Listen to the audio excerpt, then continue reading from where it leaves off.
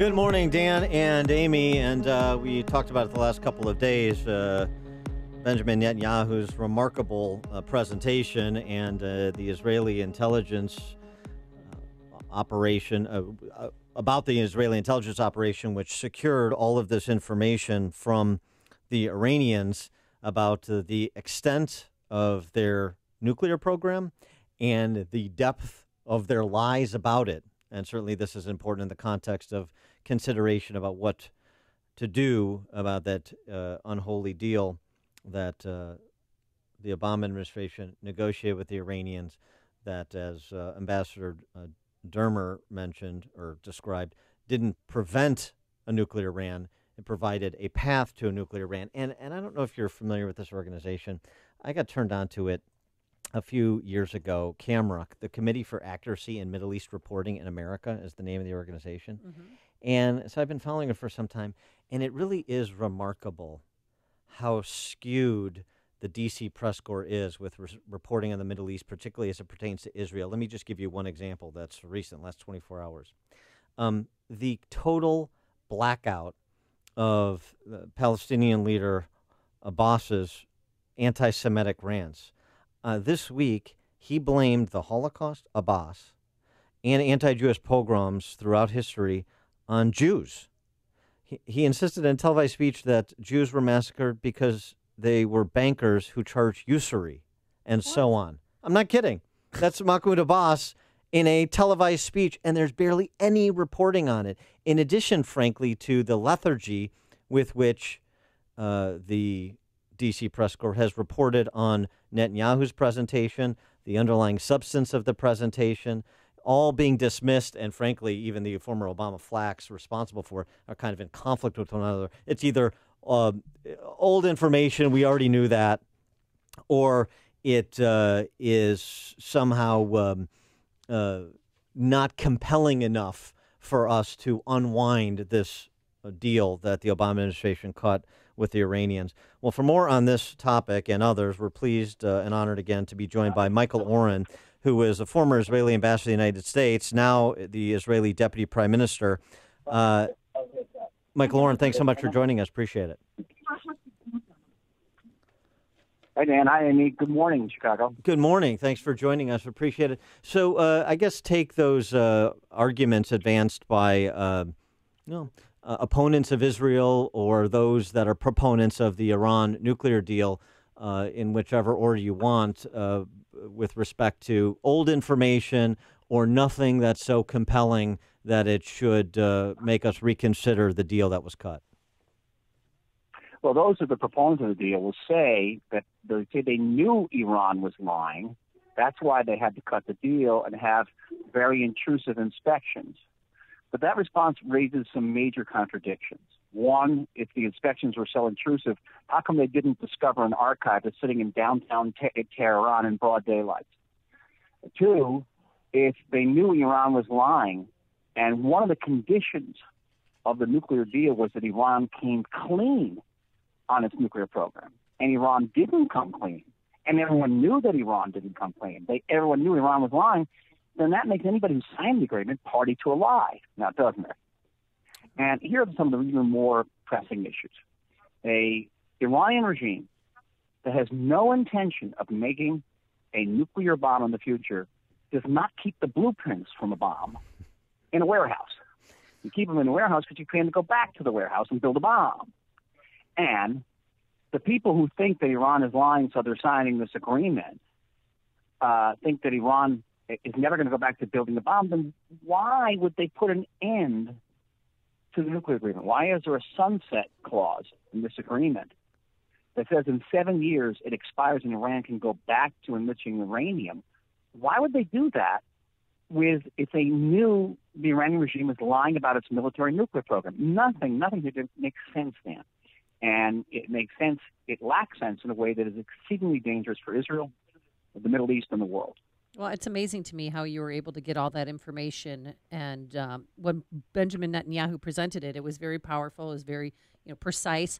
But it seemed to he was focusing on an audience of one, and that was President Trump. So was he effective?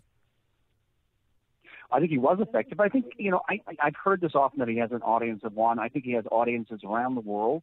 I think the Europeans are starting to ask serious questions now. They've all asked Israel to look at this information. It has shaken them up. But I think it's more than that. I think that Prime Minister Netanyahu was speaking to the American people. And I don't think the American people enjoy having the wool pulled over their eyes and to be lied to. I don't think they appreciate that, particularly when an issue here is not just pride, but national security. And if President Trump decides to either cancel this agreement or change it in very fundamental ways, I think he'll be responding to a groundswell of opinion in his country, not just in ours. I want to go back to some of what Ambassador Ron Dermer had to say this week. One of the other points that he made, which I thought was a salient one, is it's not just the cash that Iran got up front with respect to this deal, the unfreezing of accounts. It's also the ability to sell oil on the open market. That's about a $35 billion a year cash cow for the Iranians. And I wonder what Israelis' position is with respect to not just the nuclear deal and unwinding that, but with respect to sanctions on Iran to try and cut off some of their money supply. Well, it's excellent. And what brought Iran to the table to begin with was punishing sanctions. They should have been made more punishing and would have kept Iran at the table until we had a deal that actually responded to the threat and eliminated the threat. The deal it was a bonanza from Iran. It gave the Iranians legitimacy. They could conquer a chunk of the Middle East. They could kill hundreds of thousands of Syrians, and nobody protested except for Israel, the United States, and Arab countries. Nobody in the world seemed to mind. And it gave the Iranians money, lots of money, to carry out these conquests, to carry out these massacres, unconscionable. And one of the craziest things I must tell you, the Iranians are using this money to ethnically cleanse Syria of Sunni Arabs. The money's coming from Europe. And where are the Sunni Arabs going? They're going to Europe. So the Europeans are funding their own demographic disaster. It's extraordinary. That's what greed will give you. But this has to end. I think that the Iranian economy is already reeling from the possibility that President Trump might pull out of this agreement. And let's see what happens to that economy if he does. Sticking in the region, but on the other side of the aisle, the Saudis, the king-to-be of Saudi Arabia, Mohammed bin Salman, was in New York recently, meeting with rabbis as well as Catholic leaders, an interfaith dialogue.